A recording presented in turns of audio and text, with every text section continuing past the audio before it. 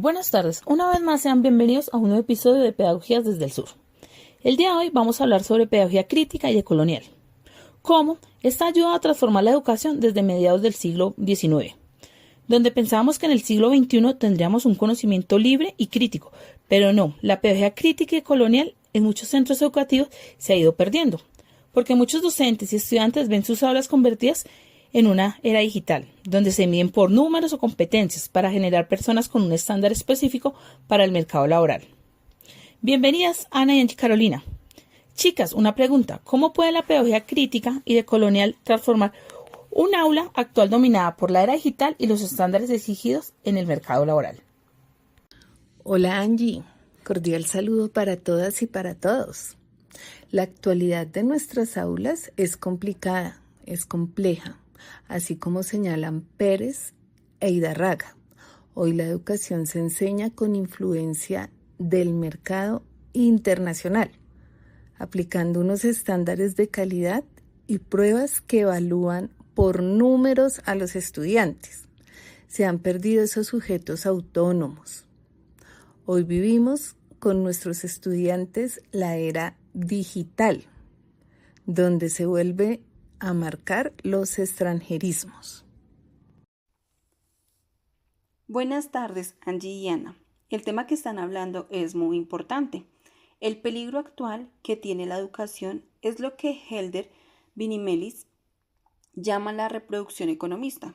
Se piensa la educación solo para el mercado laboral.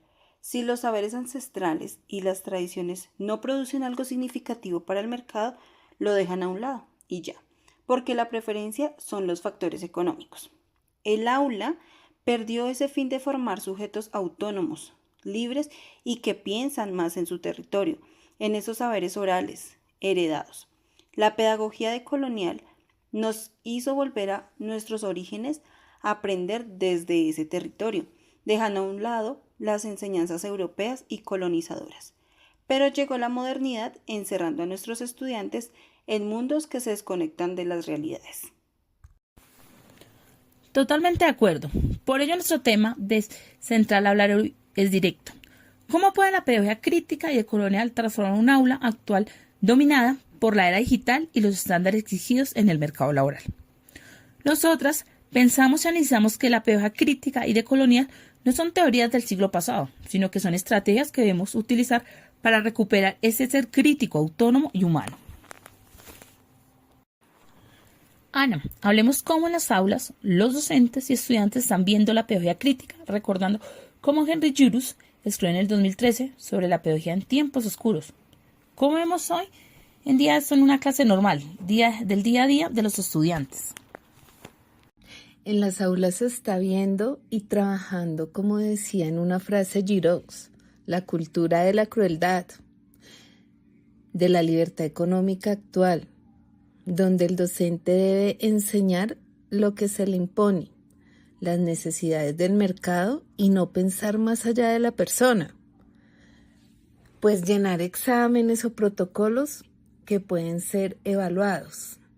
Por otro lado, los estudiantes en un aula viven conectados a un aparato tecnológico. Piensan en acabar todo rápido sin leer, sin cuestionarse, sino que la tecnología les resuelva todo. Y así poder conseguir rápido dinero para obtener lo que está a la moda. Y también para alcanzar una satisfacción de ser aceptado o para que le den más like. Sí, Ana, esta educación es como retomar la educación bancaria de Paulo Freire, 2005, pero de una manera digital. Se cambia el tablero por aparatos tecnológicos, pero el estudiante se sigue viendo como una persona que solo recibe información, pero no piensa por sí mismo, ni se cuestiona. El estudiante hoy en día se encierra en sus aparatos tecnológicos y ve el mundo a su acomodo, con ilusiones de realidades que no son, perdiendo el contacto con su entorno y su familia, dejando a un lado lo verdaderamente importante, como esos aprendizajes significativos. Así es, Angie. Giroux también nos decía que la pedagogía crítica hoy debe recuperar la dimensión afectiva. Para que el conocimiento sea verdaderamente transformador, primero debe ser significativo. porque nuestros estudiantes deben conectar con sus emociones. Es ese sentir, es involucrarse con su entorno, en sus realidades, porque el mundo para los estudiantes se volvió una pantalla, una red social o simplemente juegos. ¿Y dónde queda lo verdadero? El maestro actual debe empezar a hacer sus clases de una manera más reflexiva, un diálogo horizontal entre alumno y docente que enseña a los estudiantes a pensar por sí mismos, a vivir las realidades, a asumir esos saberes ancestrales que se han ido perdiendo, volver a la tierra y no se dejen gobernar por la tecnología ni por los mercados internacionales. Angie Carolina, y hablando de la tecnología, lo digital, los algoritmos y la virtualidad, ¿cómo se podría trabajar esto en una pedagogía decolonial? ¿Será rechazar estos avances tecnológicos? No, Angie, mira, el autor Helder nos lo explica con uno de sus artículos. Debemos tener claro situaciones específicas como la tecnofilia, que es la afición de las personas por la tecnología, y la tecnofobia, que es ese miedo o rechazo hacia las nuevas tecnologías y control digital.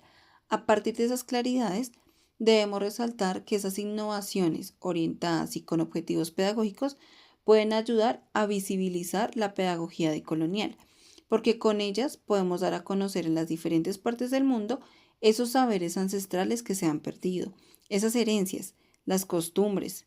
Por ejemplo, cómo un video o un TikTok puede transmitir información muy importante e interactiva.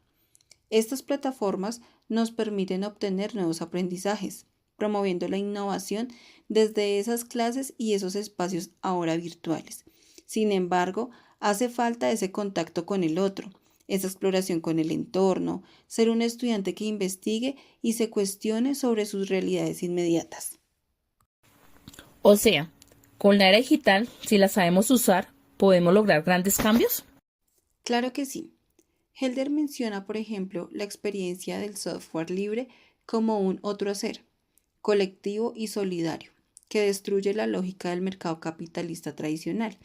Es poder fortalecer los conocimientos y anclarlos unos con otros.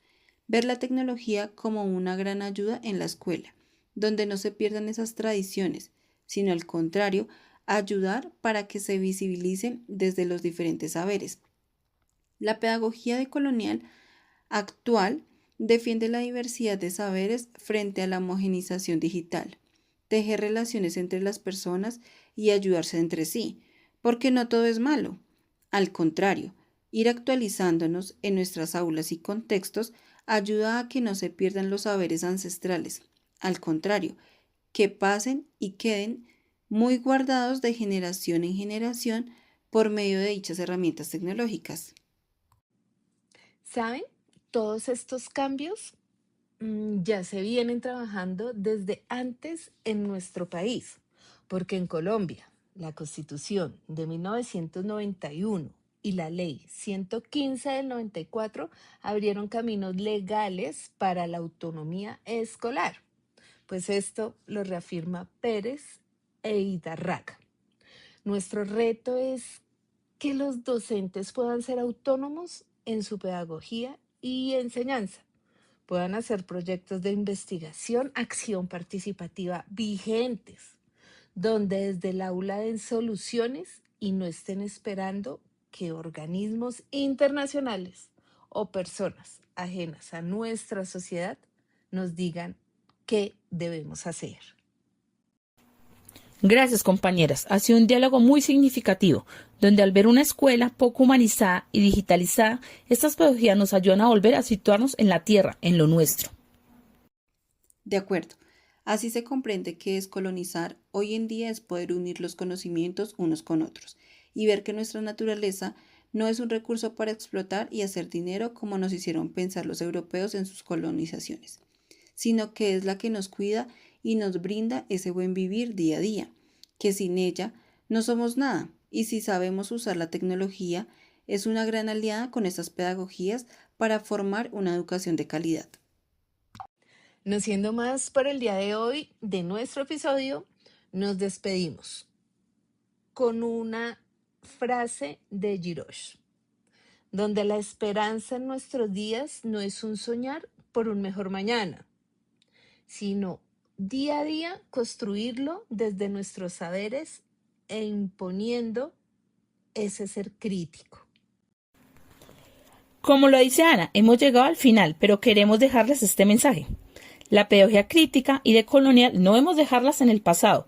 Por el contrario, llevarlas al aula en la actualidad, ya que ellas nos ayudan a resistir, innovar en el aula y crear en nuestros estudiantes la idea de que el futuro no se debe construir día a día sin olvidar nuestras herencias y creencias.